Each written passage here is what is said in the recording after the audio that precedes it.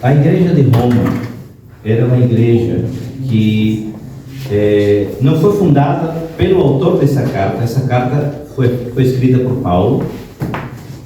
Foi uma das igrejas, eu me arrisco a dizer, a única que Paulo não fundou, a igreja de Roma.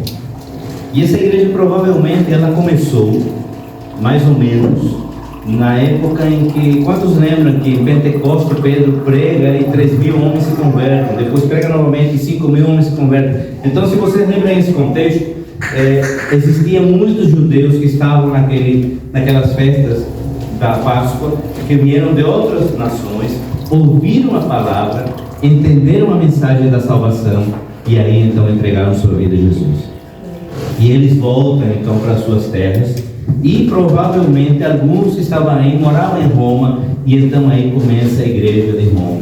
Só que acontece no meio desse contexto, mais ou menos em torno no ano 50 depois de Cristo, um episódio onde os judeus são expulsos de Roma e ficam apenas os cristãos que são gentios. O que é isso? Qual a diferença? Talvez para você essa linguagem seja um pouco nova. A igreja era primeiramente composta por judeus. Quando Deus escolhe Abraão, quando Deus disse assim: olha, eu vou escolher você para começar uma nova nação, ele então institui em Abraão um novo povo, e aí vem Isaac, vem Jacó, que é Israel, e então é colocado aqui o povo de Israel, que é o povo de Deus. Só que Deus é tão misericordioso, tão maravilhoso, que ele disse: olha, eu não vou deixar a minha bênção apenas para um povo, mas eu vou estender para todas as nações da terra. E aí então vem os gentios, onde nós também podemos dizer que somos. Por quê? Porque nós não somos Israel na linhagem sanguínea, mas nós somos a nova Israel, porque somos agora, fomos resgatados e fomos adotados por Deus como sua nação, como sua igreja. Então, mais ou menos nesse contexto. E aí Paulo, então, ele vai escrever essa carta. Essa carta é uma carta preciosa, porque ela contém muitos ensinamentos teológicos da doutrina do pecado, mas também da doutrina da salvação. E é muito tremendo, ele vai falar. Por isso que hoje o nosso tema chama-se a graça e misericórdia de Jesus. É a graça e a misericórdia de Jesus que nos alcançou. É a graça e a misericórdia de Jesus que nos toma pela mão, que nos segura e diz assim: você hoje tem uma oportunidade de ser uma nova criação, de ter uma nova filiação, ser filho de Deus. E não poderíamos deixar de falar isso nesse momento tão ímpar da igreja, que é a ceia do Senhor, que é um dos mandamentos. Existem dois mandamentos, como igreja cristã evangélica, igreja batista, nós entendemos que existem dois mandamentos para a igreja. Um é o batismo, certo? O próprio Cristo, ele se batizou. E outro é a ceia do Senhor, que nós estaremos participando logo mais.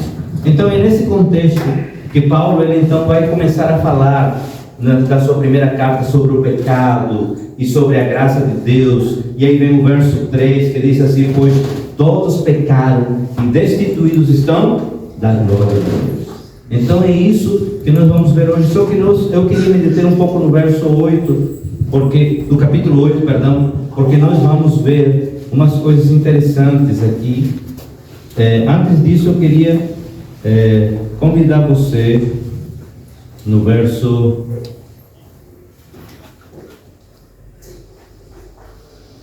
no capítulo 3, verso 22 e 23.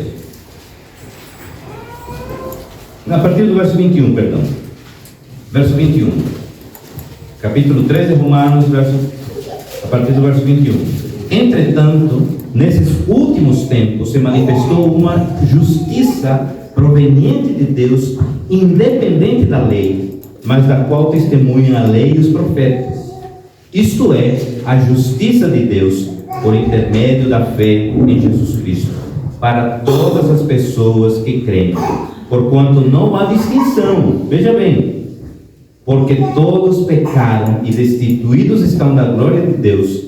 Verso 24, sendo justificados gratuitamente por sua graça, mediante a redenção que há em Cristo Jesus, Deus ofereceu como sacrifício para propiciação, por meio da fé, pelo seu sangue, proclamando a evidência da sua justiça. Por sua misericórdia, havia deixado impunes os pecados anteriormente cometidos. Certo? Então ele está falando aqui justamente disso. Olha, existe realmente todos os pecados que estão destituídos da glória de Deus, mas graças a Deus, porque em Cristo Jesus, você e eu somos hoje justificados. Justificados. E agora então, em meio a toda essa pregação, a toda essa mensagem que Paulo está explanando, ele vai chegar no capítulo 8. No capítulo 8, e ele vai dizer assim: olhe, você que fica culpando um ao outro, ou porque é judeu, porque é gentio, porque você não faz parte da Israel de Deus, entenda uma coisa, ele vai dizer, o apóstolo Paulo está falando isso, e vamos ler o capítulo 8 inteiro, e diz assim: portanto, agora não há nenhuma condenação para os que estão em Cristo Jesus. Porque a lei do Espírito da vida em Cristo Jesus te livrou da lei do pecado e da morte. Porquanto aquilo que a lei fora incapaz de realizar, por estar enfraquecida pela natureza pecaminosa, Deus o fez enviando seu próprio Filho à semelhança do ser humano pecador como oferta pelo pecado, e assim condenou o pecado na carne, para que a justa exigência da lei se cumprisse em nós, que não andamos segundo a natureza carnal, mas segundo o Espírito. Interessante. O que é essa justa exigência da lei? Lembra que Deus, ele mandou na época da Páscoa que o sacerdote devia sacrificar o cordeiro para que o povo pudesse ser perdoado dos seus pecados. Essa era a exigência da lei. Só que isso precisava ser anualmente. Mas agora em Cristo como Cordeiro Pascal, aquele que tira o pecado do mundo, que não tinha defeito nenhum, ele veio e definitivamente, de uma vez por todas, ele tirou o pecado do mundo. Mas como assim, pastor? Como que tirou o pecado do mundo? E o mundo não vive em pecado? Sim, nós ainda vivemos em pecado, mas em Cristo Jesus não há mais pecado, porque ele nos perdoa e ele retira esse pecado. Uma das coisas que eu entendi na minha vida, eu quero que você entenda. Se você hoje, nessa manhã, sair entendendo isso, já estou feliz. Quando nós recebemos a Cristo como nosso Senhor e Salvador, como nosso único e suficiente Senhor e Salvador da nossa vida, Ele agora, Deus, como Pai, não olha mais para Júnior. Antes de olhar para Júnior, Ele olha para Cristo em Júnior. E graças a Deus por isso. Quando Ele olha para mim, Ele olha para Cristo em mim, Cristo em Estevão. Porque se olhasse para Estevão, eu não estaria mais aqui nessa terra. Eu já teria sido exterminado. Quando Cristo olha para nós, Ele olha, ou quando Deus olha para nós, Ele olha Cristo. E graças a Deus por isso, amados. Aí então Paulo, ele começa a explanar esse estudo que nós vamos dar nessa manhã e dizer assim: olha, verso 5: os que vivem segundo a carne têm a mente voltada para as vontades da natureza carnal. Entretanto, os que vivem de acordo com o Espírito têm a mente orientada para satisfazer o que o Espírito deseja.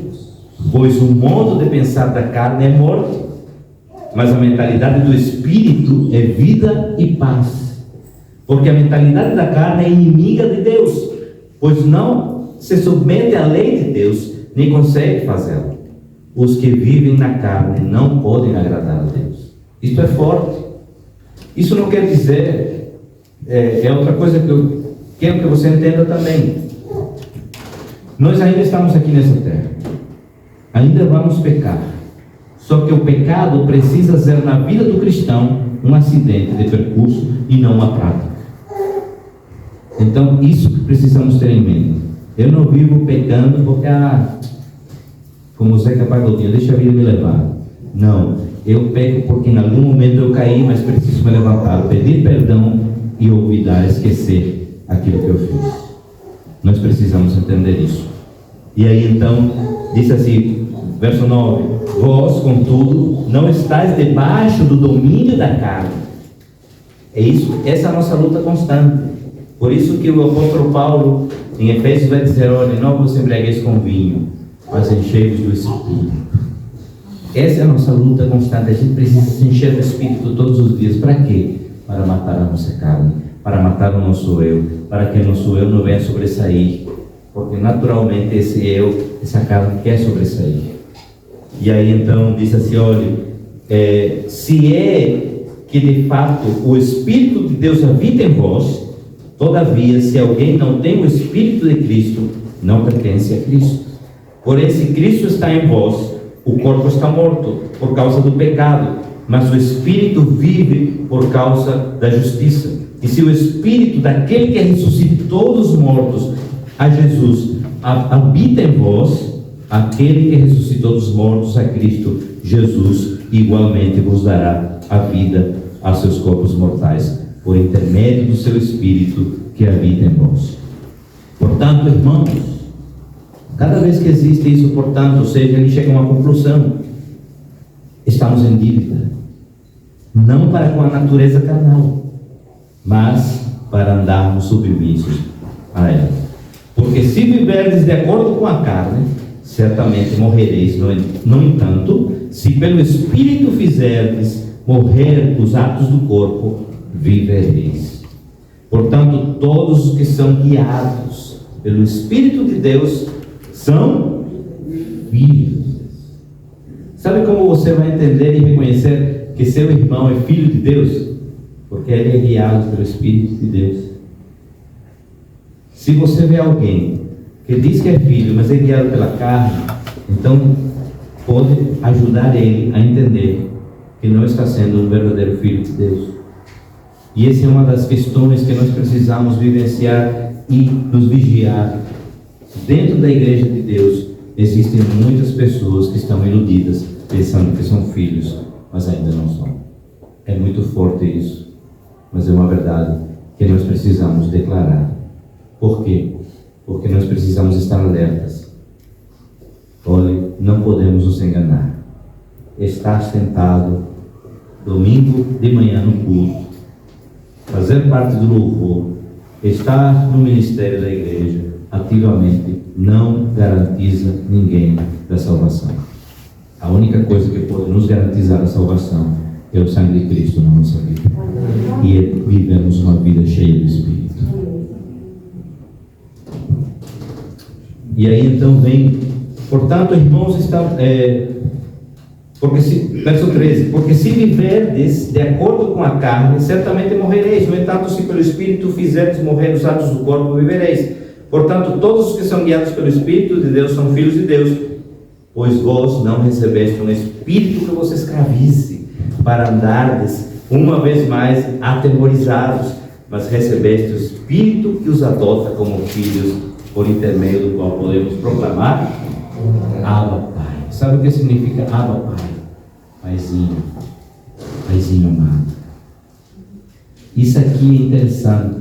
Quando Paulo está falando para a igreja de Roma, essa é uma carta que ele escreveu. Ele ainda não conhecia a igreja de Roma. Ele escreve uma igreja endereçada para Roma, porque ele ouve dos comentários que estão acontecendo, dessa briga que está tendo entre os cristãos judeus e os cristãos gentios.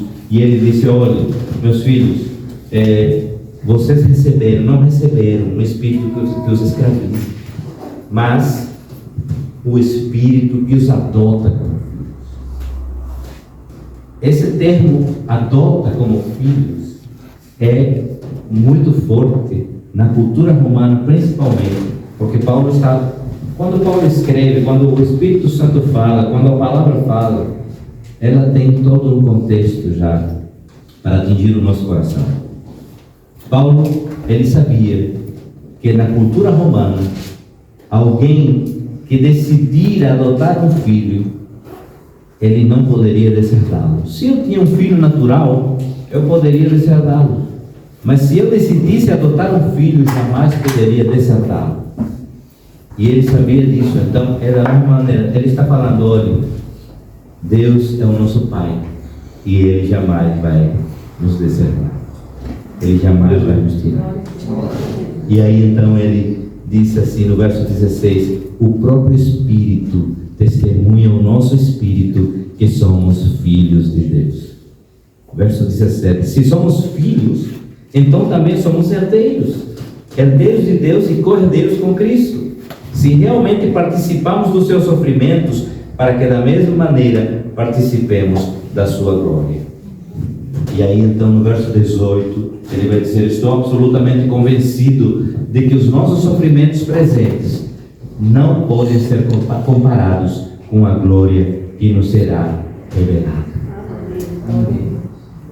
Olha, se existe uma coisa que você precisa entender, é que por mais que nós soframos aqui nessa terra, por mais que seja difícil nossa caminhada aqui na terra, o que nos espera no reino do céu é tremendo. Aleluia. E nada será comparado a isso. A própria natureza, verso 19, criada, aguarda com vívido anseio que os filhos de Deus sejam revelados. Porquanto a criação foi submetida à inutilidade, não por sua livre escolha, mas por causa da vontade daquele que a sujeitou, na esperança de que também a própria natureza criada será libertada do cativeiro da degeneração que se encontra, recebendo a gloriosa liberdade outorgada aos filhos de Deus. Sabemos que até hoje toda a criação geme e padece como em dores de parto. E não somente ela, mas igualmente nós que temos os primeiros frutos do Espírito, também gememos em nosso íntimo, esperando com ansiosa expectativa para a nossa adoção como filhos, a redenção do nosso corpo. Porquanto, precisamente nessa esperança fomos salvos. Contudo, esperança que se vê não é esperança. Pois como pode alguém anelar por aquilo que está vendo? Porém, se esperamos por algo que ainda não podemos ver, com paciência o aguardamos. É assim como uma mulher grávida, né, Tairá? Está aí esperando o menino, não sabe ainda, né? Está com aquela expectativa, com aquele anseio, não vê, mas já o ama. Essa é a esperança que Deus quer. E nós não vemos esse reino, mas já amamos esse reino.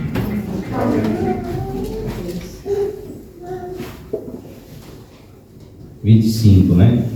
Porém, se esperamos por algo que ainda não podemos ver, com paciência aguardamos. Verso 26. Do mesmo modo, o Espírito nos auxilia em nossa fraqueza, porque não sabemos como orar. No entanto, o próprio Espírito intercede por nós com gemidos impossíveis de serem expressados por meio de palavras. Em outras versões fala gemidos inexprimíveis, né? E aquele que sonda os corações conhece perfeitamente qual a intenção do Espírito, porquanto o Espírito suplica pelos santos em conformidade com a vontade de Deus. Olha, é tremendo. E aí então Paulo começa agora uma outra dinâmica na sua fala. Ele disse: estamos certos de que Deus age em todas as coisas, com o fim de beneficiar todos os que amam, dos que foram chamados conforme o seu propósito. Não é nada mais aquele texto que já, né, virou até um jargão, né? Olha, tudo coopera para o bem daqueles que amam a Deus. Só que a gente às vezes se esquece da segunda parte: daqueles que foram chamados segundo o seu propósito. Não adianta a gente colocar apenas algumas frases da palavra. Nós precisamos fechar ela com o contexto. É isso que Paulo está dizendo. Olha, estamos certos de que Deus age em todas as coisas. E aqui eu me lembro de Eclesiastes capítulo 3. A propósito, para todas as coisas debaixo do céu, tudo tem o seu tempo. E aí então ele vai dizer assim: com o fim de beneficiar todos os que o amam, dos que foram chamados conforme o seu plano, ou seja, segundo o seu propósito. Verso 29. Porquanto aqueles que antecipadamente conheceu, também os predestinou para serem semelhantes à imagem do seu Filho, a fim de que ele seja o primogênito entre muitos irmãos, né? Aqueles que vêm da igreja presbiteriana, quando fala predestinar, pula, né, Murilo? Mas é verdade, porque eu entendo, como eu falei no domingo passado, eu tenho um pouco da teologia de Calvino, mas também um pouco da teologia de Armínio, e tem outros teólogos que são interessantes, só que o que é inegociável é a palavra. E realmente Deus nos predestinou. Ele olhou para você e disse: você é um predestinado a ser meu filho. Aí então, amados, veja o que vai dizer no 30. E aos que predestinou, a esses também chamou. E aos que chamou, a esses igualmente justificou. E aos que justificou, a esses também glorificou. Aqui tem uma teologia tremenda. A teologia que vai dizer o processo. A salvação ela é instantânea, certo? A salvação é instantânea. Você recebeu a salvação, já está selado pelo sangue de Cristo, você é salvo. Mas existe um processo que se chama o processo da justificação, da santificação e da glorificação. A justificação vem com a salvação, já está justificado, salvo. Mas a santificação e a glorificação é um processo. Por quê? Todos os dias nós precisamos nos santificar diante de Deus. Mas por quê? Sede santos, porque eu sou santo, diz o Senhor. E a glorificação é a conclusão, é o ápice, é quando culmina tudo. Quando nós estivermos na presença do Senhor, ou quando Ele vir levar a sua igreja, Ele vai glorificar a sua igreja. Não mais seremos esse corpo, vez em futuro que adoece, declina um pouco para o pecado. Agora Deus vai nos dar um corpo glorificado. E aí então, amados, veja o que vai dizer aqui, essa conclusão que eu quero que nós cheguemos nesta manhã, a partir do verso 31. A que conclusão, pois, chegamos diante desses fatos? Paulo aqui vai fazer o encerramento desse capítulo e vai dizer: olha, se Deus é por nós, quem será contra nós? Olhe para seu irmão e diga assim: se Deus é por nós, quem será contra nós? Muitas vezes, usando um termo bem nordestino, a gente se aperreia, né? Muitas vezes a gente fica agoniado, a gente fica assim: eita, meu Deus, o que vai acontecer agora? Sair da fábrica, né, Rogério? O que vai acontecer? Se Deus é por nós, quem será? Se Deus Ele já me justificou, quem pode me condenar? Lembrem o verso primeiro: nenhuma condenação há para aqueles que estão debaixo do Filho.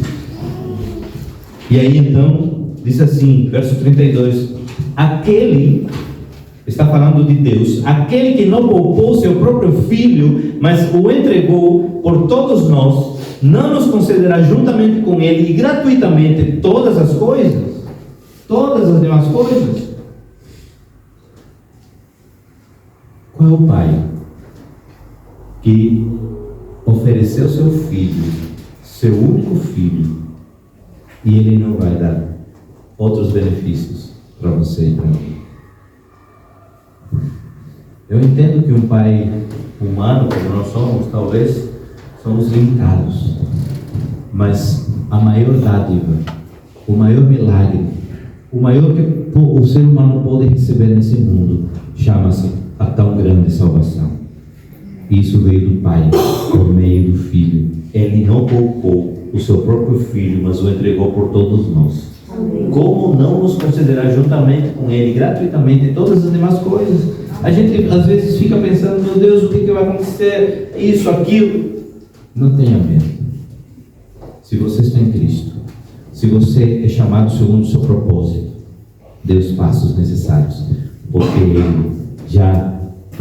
Ele não poupou seu Filho, e Ele vai nos dar o necessário para viver. Amém. E aí então vem no verso 33 quem poderá trazer alguma acusação sobre os escolhidos de Deus? É Deus que os justifica. Olha, quem vai te acusar de alguma coisa? O único que acusa é o diabo. Deus jamais acusa. Ele endireita o teu caminho, mas Ele não acusa. E aí, então, quem poderá trazer alguma acusação sobre os escolhidos de Deus? É Deus que nos justifica. Olha, você tem um advogado, alguém que faz a justiça por você, que é o fraco, é Deus, né? Já viu, né? Kelsen talvez mais, né? Que tem, às vezes coloca nos caminhões, né? Sou filho de Deus, irmão de Jesus. É o fraco, né?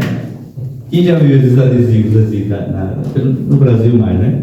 Então é interessante porque a gente precisa entender isso. Muitas vezes a gente sofre por antecipação porque não entende a nossa identidade. Você e eu somos filhos de Deus. E se você está aqui nessa manhã e ainda não entende isso, não se preocupe, porque hoje está aberta a porta da graça. Amém.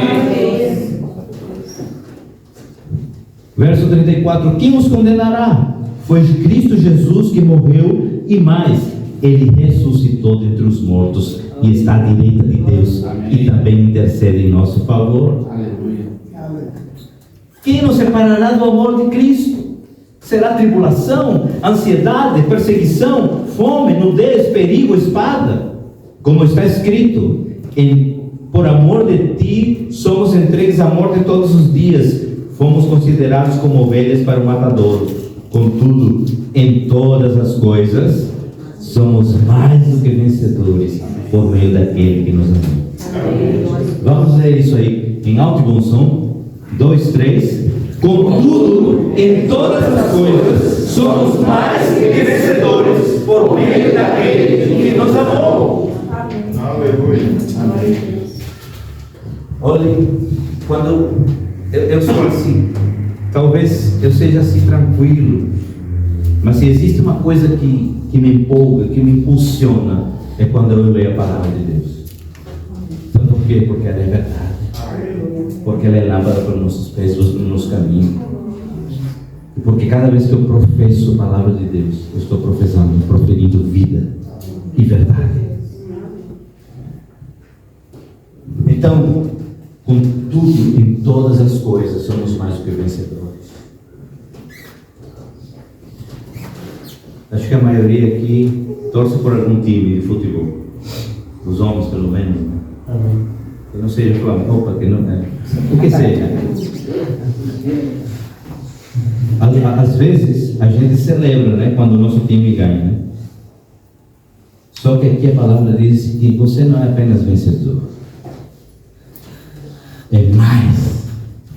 Você é mais. Você é mais do que vencedor. Porque o vencedor está nesse nível aqui humano. Mas você e eu estamos num nível a mais. Num nível espiritual. Verso 38. Portanto, Paulo está dizendo assim, agora minha conclusão é esta.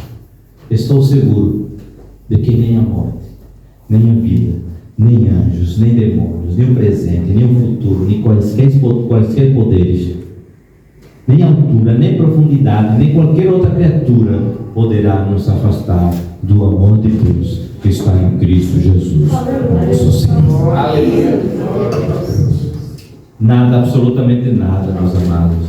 Não existe nada que possa nos separar do amor de Deus.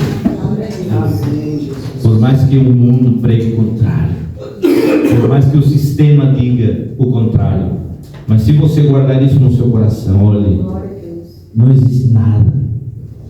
Paulo vai dizer: estou seguro de que nem a morte, nem vida, nem anjos, nem demônios, nem qualquer presente, nem futuro, nem quaisquer poderes, nem altura, nem profundidade, nem qualquer outra criatura poderá nos afastar do amor de Deus que está em Cristo Jesus, nosso Senhor.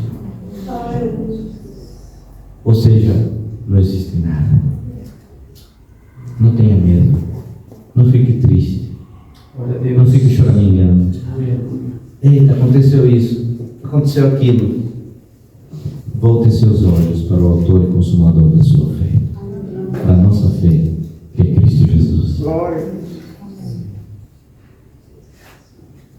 Muitas vezes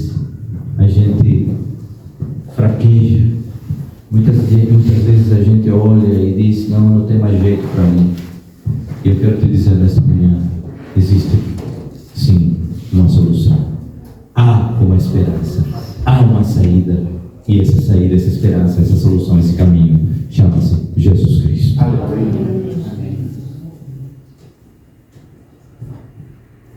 Ele quer nesta manhã visitar o nosso coração. Ele quer nesta manhã libertar a nossa alma. Ele quer nesta manhã dizer: meu filho, não foi para isso que você veio a esse mundo.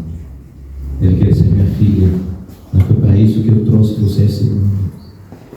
Minha filha, não foi com para que você passasse essa situação que eu trouxe você a esse mundo. Eu trouxe esse mundo para que você viva uma vida abundante. Eu trouxe você a esse mundo para que você desfrute de uma vida plena. Eu trouxe você a esse mundo para que você pudesse experimentar as coisas tão maravilhosas que esse mundo oferece. Só que a nossa carne às vezes busca coisas desse mundo. Mas Deus, Ele nos mostra coisas do reino. Ele quer hoje abrir os nossos olhos para poder enxergar o reino, para poder enxergar a sua vontade. E aí então Paulo, ele diz: igreja, vamos largar de brigar por coisas tão banais e entendamos a nossa identidade, entendamos quem nós somos. E eu quero ser porta-voz de Deus nesta manhã e dizer: igreja Ágape, vamos entender nossa identidade, vamos compreender para que nós somos chamados e entender que por mais que nesse mundo, nessa terra, nós passemos algumas situações difíceis, por mais que venham os problemas, olhe, vocês acham que porque eu sou pastor eu tenho problemas? Vocês acham que porque tenho esse título, nunca brigo com minha esposa? Temos briga porque somos de carne e osso. Às vezes a carne quer sobressair, mas a gente precisa nos enchermos do Espírito. E aí vem justamente o sinal do Espírito: opa, você não é mais deste mundo.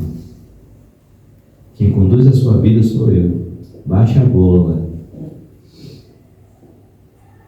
e ouve a minha voz. Ouve a minha voz. Ouve a minha voz. Feche seus olhos. Baixe a sua cabeça.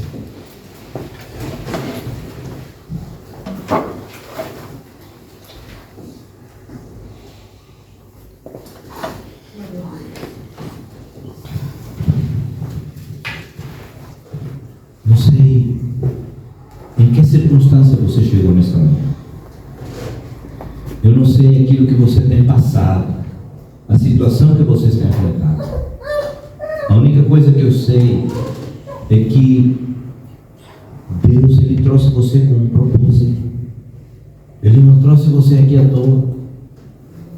Você não veio aqui porque você acordou e disse: eu vou para a igreja. Por mais que alguém tenha dito: hoje vamos. Mas você foi impulsionado pelo Espírito Santo de Deus.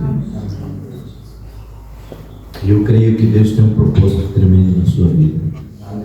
E Ele quer te curar. Ele quer te libertar. Ele quer te restaurar. Ele quer te dar uma nova identidade e um novo destino. Muitas vezes a gente ouve tanto uma palavra que acha que essa é a nossa identidade. A nossa identidade não é o que nós ouvimos nesse mundo, nesse reino. A nossa identidade é o que o reino espiritual, o reino de Deus, diz ao nosso respeito. Essa é a nossa identidade. Não foi aquilo que você sofreu na infância. Não foi aquilo que você experimentou na adolescência. Não foi aquilo que você está passando. Não. É o que Deus está dizendo hoje. Meu filho, olha, quem poderá trazer alguma acusação sobre os escolhidos de Deus? É Deus que os justifica. Quem vos condenará? Foi Cristo Jesus que morreu e mais, Ele ressuscitou dentre os mortos e está à direita de Deus e também intercede ao nosso favor. Quem nos separará do amor de Deus? Será tribulação, será ansiedade, perseguição, fome, nudez, o perigo, espada? Não, nada, absolutamente nada poderá nos separar do amor de Cristo, do amor de Deus que está em Cristo Jesus, nosso Senhor. Nada, nada, absolutamente nada. Faça uma oração pessoal, uma oração onde se derrame a presença do Senhor. Que nessa oração você possa realmente declarar a Deus tudo aquilo que você tem vivenciado. Talvez tenham sido coisas que você diz assim, não tem como melhorar. Mas deixa eu dizer, há sim uma maneira de tornar uma vida melhor. E ela apenas está em Cristo Jesus.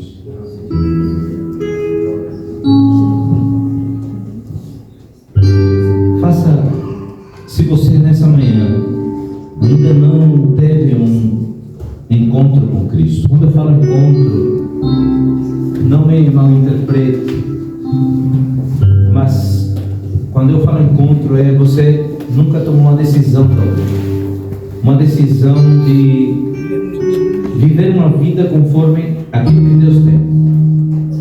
Talvez a primeira coisa que vem na sua mente hoje é, mas e a festa que eu fui convidado para ir semana que vem, já não vou. Não se preocupe com isso,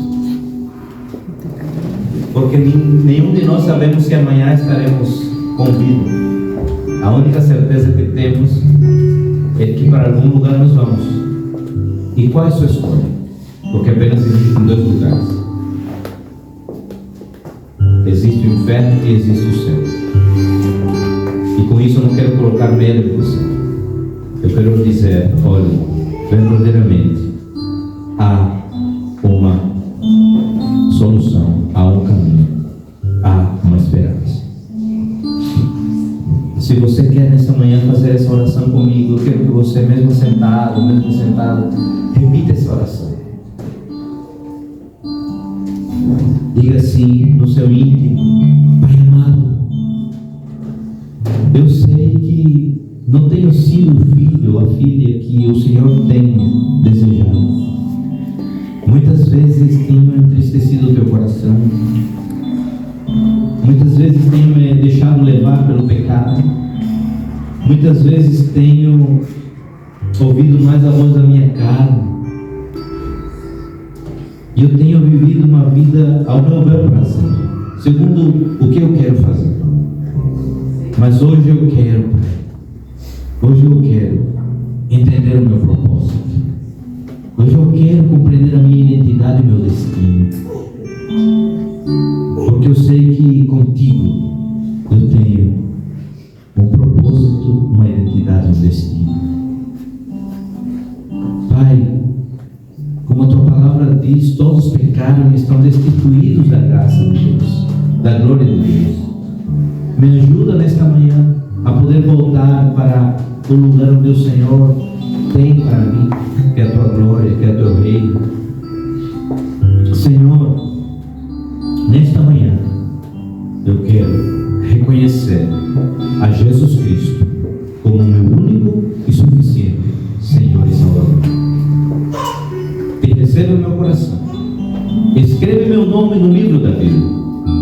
Não deixes, Pai, que possa me perder. Mas se eu cheguei aqui nessa manhã, é para que eu possa me encontrar em Cristo. Agora me permita orar por você, Senhor. Se algum dos teus filhos aqui, Pai, fez essa oração, impulsiona-me. Derrama o teu Espírito. Alguém orou comigo nessa manhã? Fez essa oração alguém? Eu gostaria que você você se identificar só aí no seu lugar, não vou pedir para você sair, não se preocupe. Se você fez essa oração, se identifique levantando a mão e diga: eu orei com você, pastor. Então eu quero orar por você agora. Esse Senhor Jesus, os teus filhos oraram aqui conosco. Pai, eu creio que o Senhor está transformando vidas, que o Senhor está restaurando corações, que o Senhor está trazendo identidade, destino, propósito para os teus filhos. E na autoridade do nome de Jesus, nós desfazemos no reino espiritual todo engano, toda mentira que Satanás trouxe às mentes e os corações dos teus filhos, e declaramos um tempo novo para a glória do teu nome. Nós te agradecemos, Senhor, por esse dia, pela tua fidelidade, pelo teu amor, pela tua maravilhosa graça. A ti seja dada toda a glória, toda a honra, todo o